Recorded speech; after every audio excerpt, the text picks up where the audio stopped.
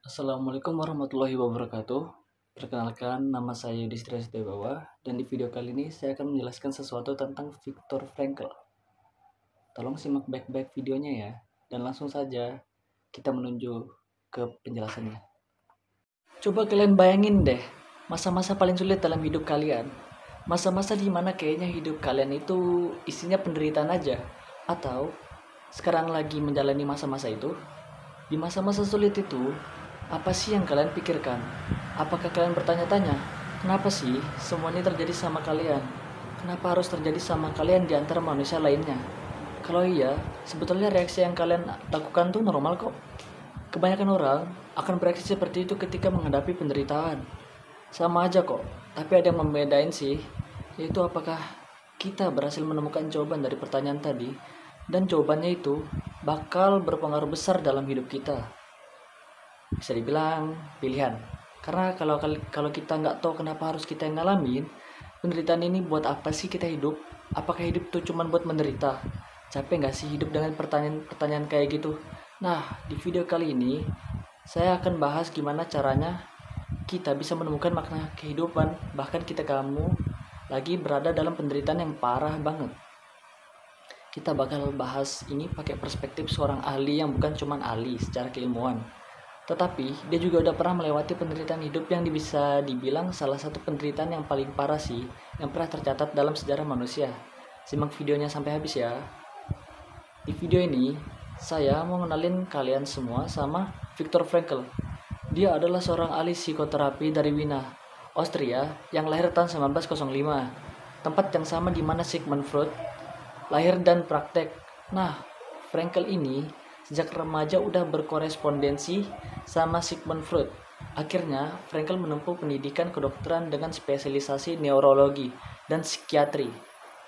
Nah, pas mulai kuliah kedokterannya, dia tuh udah nerbitin artikel ilmiah di jurnal-jurnal psikoanalisis terbesar di dunia. Catatan awal karir profesionalnya juga keren banget sih. Di Wina, saat itu ada fenomena tingginya angka bunuh diri pelajar pada masa-masa pembagian nilai. Melihat hal itu, akhirnya Frankl bikin sebuah proyek konseling gratis buat pelajar dan hasilnya gak ada satupun pelajar yang bunuh diri di masa itu. Setelahnya, karir Frankl di bidang konseling dan psikoterapi terus melesat dengan praktiknya. Dia berhasil menolong sekian ribu orang sampai akhirnya Perang Dunia Kedua pecah.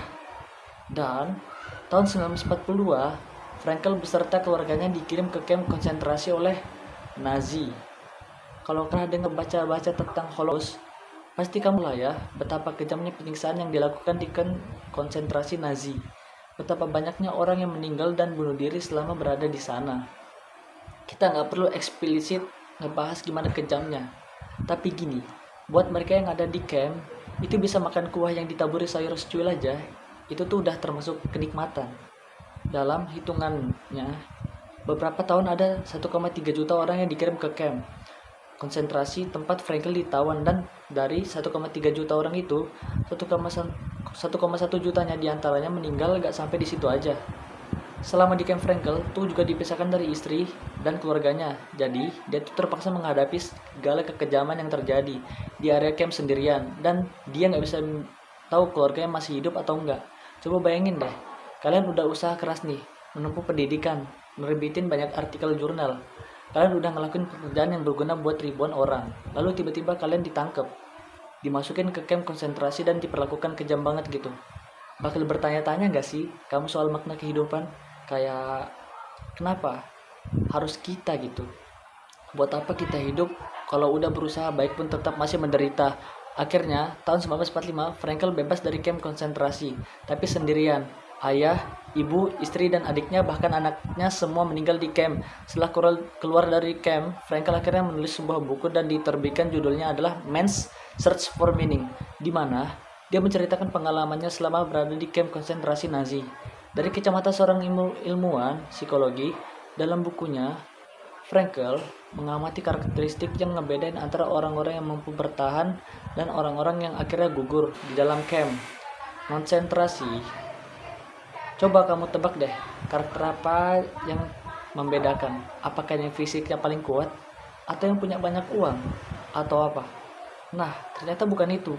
Ternyata yang membuat Frankel dan tahanan-tahanan lainnya mampu bertahan selama di camp adalah kemampuan untuk terus-menerus menemukan makna dari hidup. Dengan terus punya makna hidup, seseorang akan terus berjuang buat ngelihat hari esok.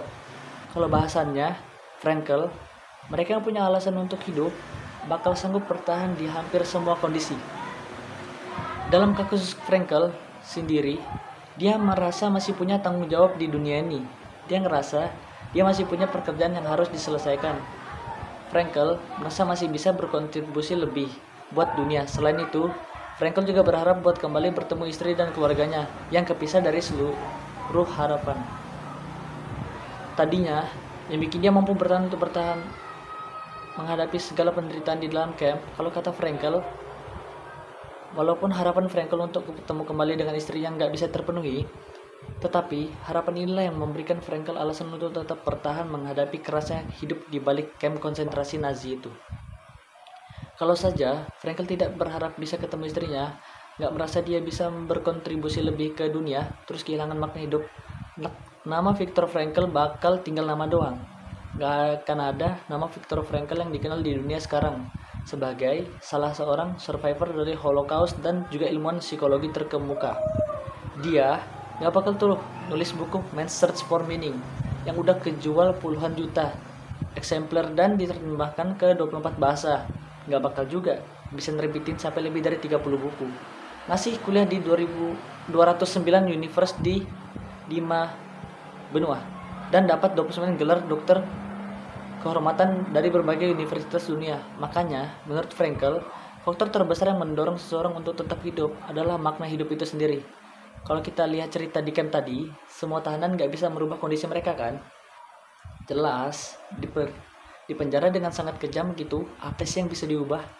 Tapi, menurut Frankl, meskipun nih, kita emang gak bisa mengubah kondisi. Nah, ada satu hal yang tetap menjadi kewajiban kita dan bisa kita lakukan, yaitu mengubah diri kita sendiri. Tugas ini yang akan menentukan apakah kita akan menemukan makna dalam kehidupan atau enggak.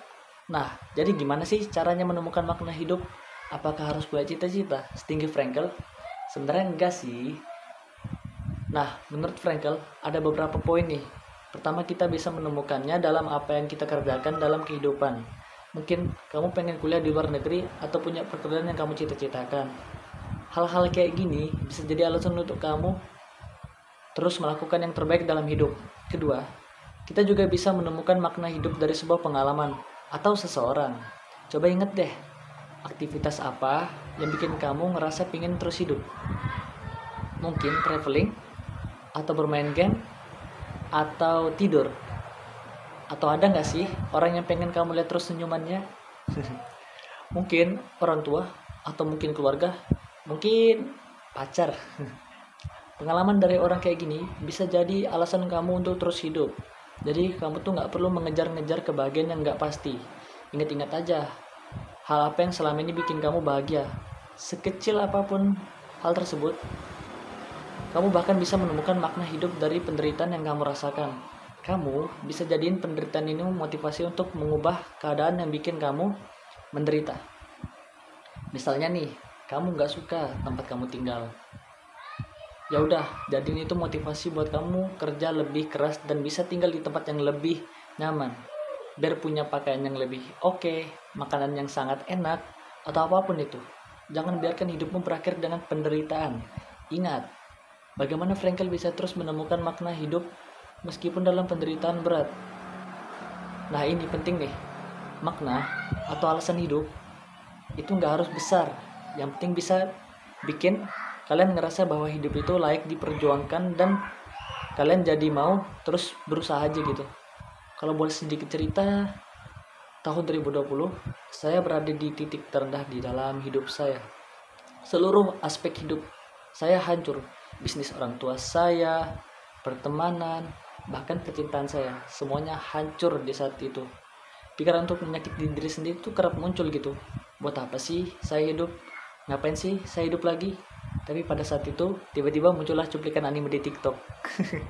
Dan setelah itu saya mencoba menonton anime dan itulah yang membuat saya sedikit terbuka pemikirannya. Saat itu saya berpikir saya harus hidup sampai semua anime tamat. Saya udah berhasil melewati dan memperbaiki krisis-krisis dalam hidup saya. Kenapa bisa saya ngelakuin itu semua? Ya, karena saya punya alasan buat hidup. Meskipun itu seremeh melihat cuplikan anime, dan di saat saya punya alasan itu, ya berikutnya saya punya motivasi dan semangat lebih buat ngejalanin hidup dan memperbaiki nasib saya. Saya mulai ngeset tujuan saya. Masalah apa aja yang harus saya selesaikan dalam hidup saya yang super berantakan waktu itu. Kalau waktu itu saya tidak melihat cuplikan anime di TikTok, mungkin saja saya tidak ada di sini. Jadi, setelah punya alasan buat hidup, berikutnya adalah membentuk tujuan-tujuan untuk kemudian kalian jalanin. Percaya deh, kalian semua bisa kok melewati segala penderitaan yang kalian hadapi. Hal terburuk yang bisa membatasi manusia itu bukan jeruji besi, tapi penjara yang ia pasang di pemikirannya sendiri. Karena pada dasarnya, musuh dari diri sendiri itu ya pemikirannya. Penjara yang kita pasang di pikiran kita yang mengatakan bahwa kita tidak bisa berkembang, kita bisa maju, dan kita nggak akan bisa bahagia. Jangan pernah penjarain pikiran kita sendiri. Dunia udah keras sama kita, masa kita ikut keras sama diri sendiri? Sekian dari video ini, saya mohon maaf jika ada kesalahan kata dan tindakan. Saya ucapkan terima kasih dan sampai jumpa lagi. Assalamualaikum warahmatullahi wabarakatuh.